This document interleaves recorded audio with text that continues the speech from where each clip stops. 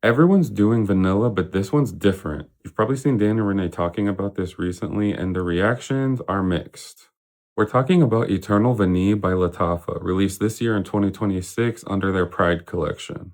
First of all, we'll talk about the dark bottle with the gold accents. This looks very extravagant. You have this lid that looks like it's wrapped in foil, which is pretty cool.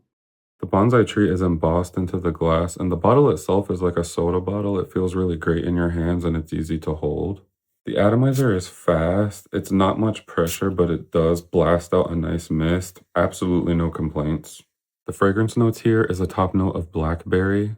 The heart notes are cocoa pulse, vanilla caviar, and cacao, with the base notes of cedarwood, akigala wood, tonka bean, ambrofix, benzoin, and musk. Now, I would like to point out that the cocoa pulse is a proprietary Lattafa ingredient. It is a fusion of cocoa butter and akigala wood blended molecularly to create a creamy, warm, almost molten chocolate sweetness. Amberfix is also a trademarked ingredient. It's Gavaden's signature version of a warm, ambergris-like molecule that's consistent and reliable. I would definitely call this an Oriental gourmand. This is a distinctive fragrance, and a lot of people can't get past the opening. Right away, you're hit with a resinous cocoa vanilla. It's really nice, but it's sitting behind this artisanal, woody, spicy, almost like an oud kind of a base.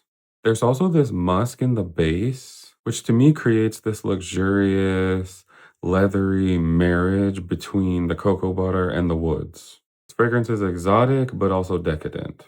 It's one of those complex fragrances where your brain can't figure out what it is, and you need a little while to download the update. Eternal Vanille feels experimental, but sensual and sophisticated.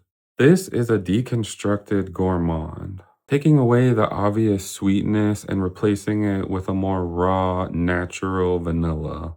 As it dries down, you start to get this extravagant honeyed ambergris. It just melts into the cocoa butter and the wood. There is something very melancholic about this fragrance, especially if you love cocoa butter. There's also a sunny solar quality running through this formula. It feels deep, sensual, luxurious, almost like Palmer's cocoa butter, but a lot better. Best times to wear this is casual, formal, day or night, maybe just something more low key. I think this would traditionally be a winter fall scent, but I can definitely see it working for the summer. I think of cozy offices or warm coffee dates. It's powerfully addictive, and to me, it feels timeless. Eternal Vanille is a modern love letter to classic perfumery.